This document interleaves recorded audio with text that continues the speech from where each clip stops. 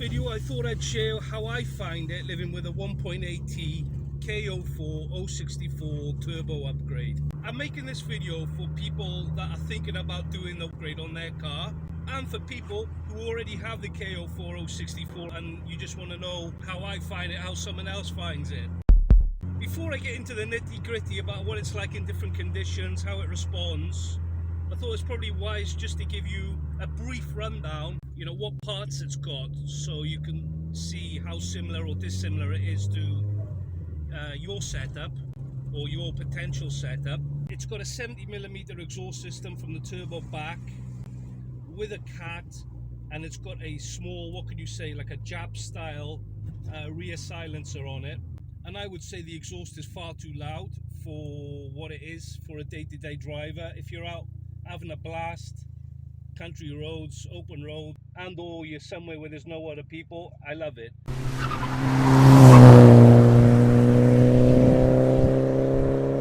But around town, it's not really, it draws far too much attention. It's got a ready blow-off valve on it. I'm not sure if that's working properly because I'm getting what sounds like wastegate flutter. I'm getting a between gear changes. Now I'm not sure if that's doing damage to the turbo or not. That's going to be something for the future to have a look into it. Is it working properly? Obviously it's got a custom map on it. I think maybe the map is not 1,000,000% correct because it is extremely rich at idle, and I think some of that's got to do with the MAF placement. The MAF is placed just after a bend, which I don't think is ideal. But apart from that, the cruising and full throttle I think it's about 11.3 AFR, and up cruise it's 14.7, 14.6, somewhere there. The engine is completely stock. It's got NGK coil packs on it, the red ones. It's got NGK laser platinum, is it? I'm not convinced by them, quite honestly. I'm going to be putting a set of iridiums in soon. It's got a boost gauge here and an EGT. The EGT I think is a nice one to have. I'd also like to have oil temperature. The intercooler, not sure how big the intercooler is, but it seems quite a thick one. 50mm I think, 50mm or 55mm intercooler piping. Again, it sounds the business, but it is a bit loud if you're just driving around town, do you know what I mean? So first of all, I'll start around town. Generally it's okay, I got no issues with it. You get boost around 2,500 RPM. So if you stay below that, then you know it's quite docile. It's docile if you're off boost. So I got no issues there. I mean, it's got plenty of power even when it's not under boost. Pulls away fine. If you get above 2,500, even with a little bit of a throttle, you know, it wants to go. I wouldn't say it's difficult to do, but it's definitely more challenging than a normally aspirated car. If you short shift, there's no problem. It's just when it gets into boost around town, you know, that's a bit unnecessary. Makes all the right noises. If you're not short shifting, then you can get a bit of boost. It takes a bit of modulation. Pulling away there in the 1,000 RPM, you know, no issue at all. Staying out boost just feels like a low-powered car. We'll just do a pull here from 2,500 RPM. So I give it some. It takes a while to come on. 3,000 RPM, just roll into it.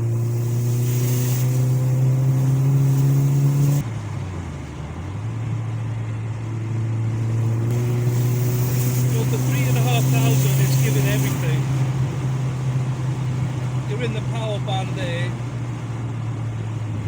Feels great, plenty of power. I mean, even then I wasn't using full throttle. I was probably quarter to half throttle. So I'm super satisfied with the power on it. Coming along a country road, honestly, I don't think there's anything really that you have to drive around on a country road. If you're keeping everything above, if you're keeping the revs above 2,500, 3,000 RPM, when you push the throttle, the power is there. Probably ideally above 3,000 RPM is where you want to be if you're really going for it. So we're at 2009 here. I push the throttle and, you know, we've got power available.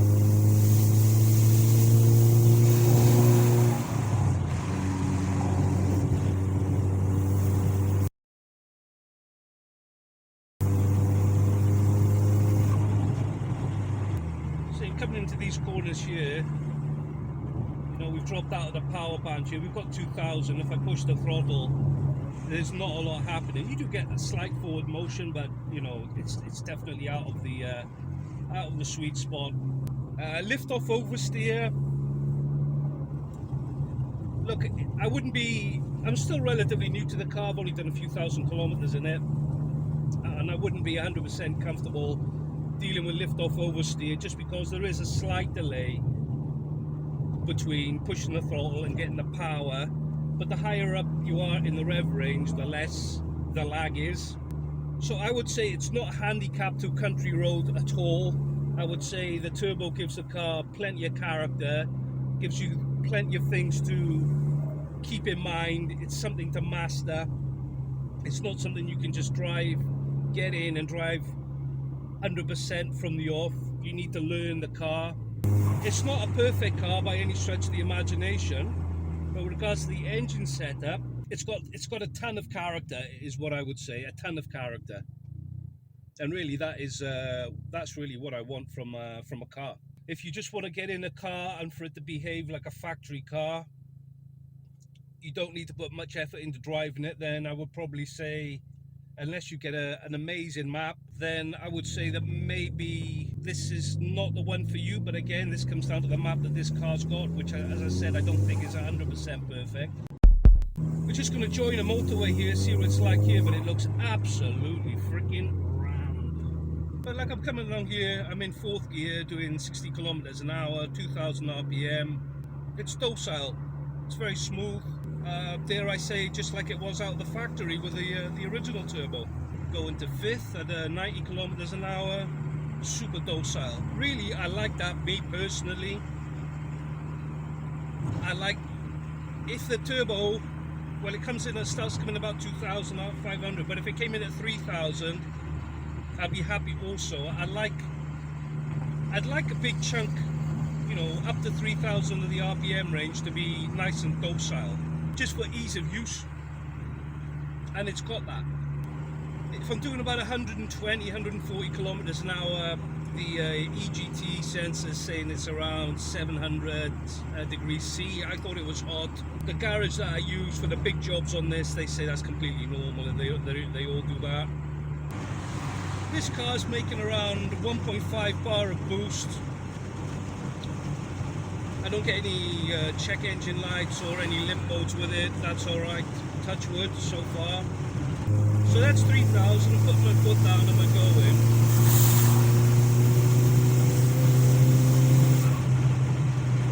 But you know, sort of 140 kilometers an hour if you cruise along, sort of 3,500 on it. It gets a bit touchy then, I think.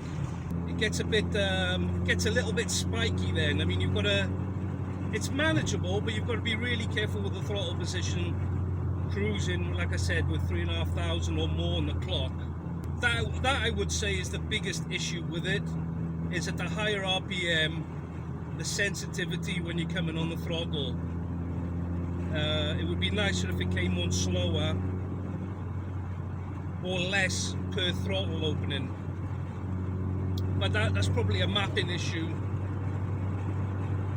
not necessarily something to do with a turbo.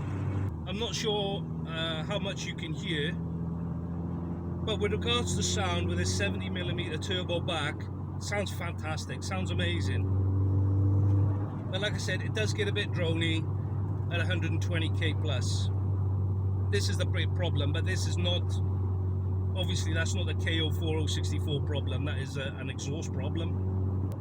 So we're doing 120 here, 3,000 RPM, but just give it a bit of gas.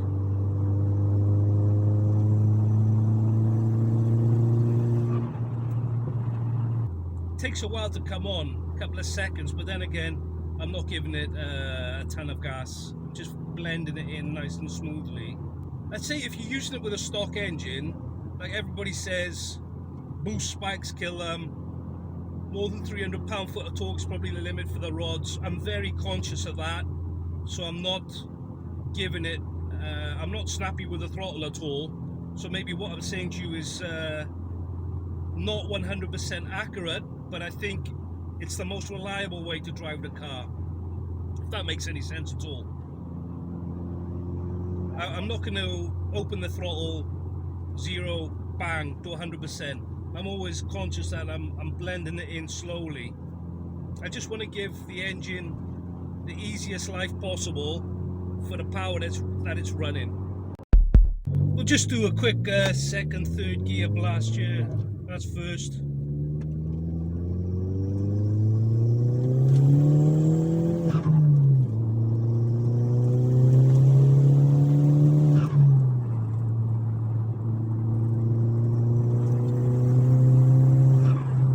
There can be a bit of a lag between the gear changes. If I do a straight drag like that, go through the gears, there can be a bit of a delay between the gear changes.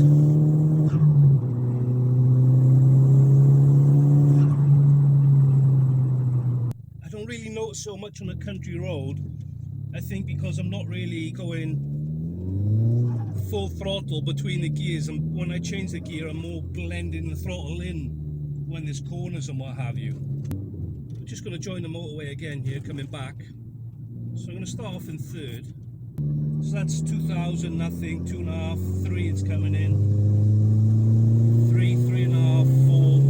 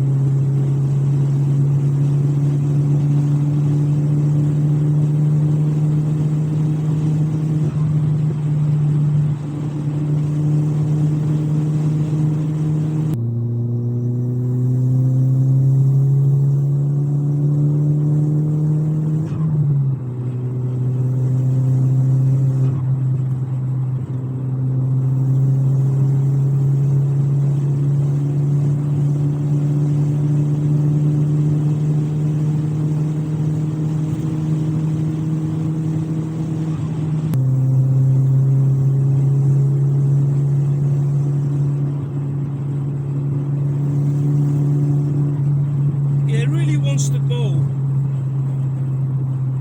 you know, at a high cruising speed, but I think it could also be pulling timing. I can feel the power dropping off as it gets to high RPM again. This could be a mapping issue, could be the exhaust that I'm running. It does seem to be a bit choked at the higher RPM and the higher gears, so I'd say the duration, the time it's at full throttle is having an effect. I need to put some logs on it basically and find out what's happening to the intake temperatures at higher RPM and try and figure out what is going on there. Because it pulls great and then it's pulling timing, so I've got to assume it's not. But that could also be because I'm running 95 fuel on it. Should be running, you know, something a bit with a bit more mumble, like a 97 or 100. So if I can wrap all this up, what I've said so far, I'd say for a daily driver, yes, it takes a little bit more effort, at least with this map, than, you know, a stock car, but it's not bad in any way. It's something that you can get used to, especially if you have a nice quiet exhaust for around town. I think it's almost stock. Country roads, I think it's great. It's not a perfect NA experience, normally aspirated engine experience, but it's got a ton of character, a ton of things to learn, which I personally like a lot. And on the motorway, it's got plenty of mumbo. It's got all the gas. It pulls well from fifth gear. I mean, you know, it gets to big speeds, no problem. But I'm noticing that the power is dying off if I'm at full throttle for a long period of time. But that, I don't think is to do with the turbo. I think that could be like a mapping issue, or, you know, the downpipe is maybe a bit small. So I'm not going to count that against the K04-064. I think it's got the capability, you know, for power until red line. So all in all, do I recommend it? I think if you're going for a 300 horsepower target, I think it's definitely going to be on the shopping list. The other alternative is going to be the old GT 2860 RS, but I'm not sure what the price difference would be.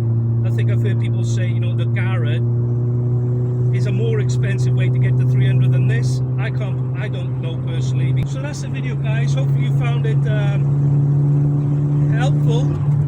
If you've got an 0464 or you're thinking about fitting one, that's how I find the 064 anyway. If you've got one, or if you've got any questions, I'll do my best to answer. I'm by no means an expert on this setup. Or if you've got a K04-064, feel free to leave a comment below. What do you think of this setup? How I've described it?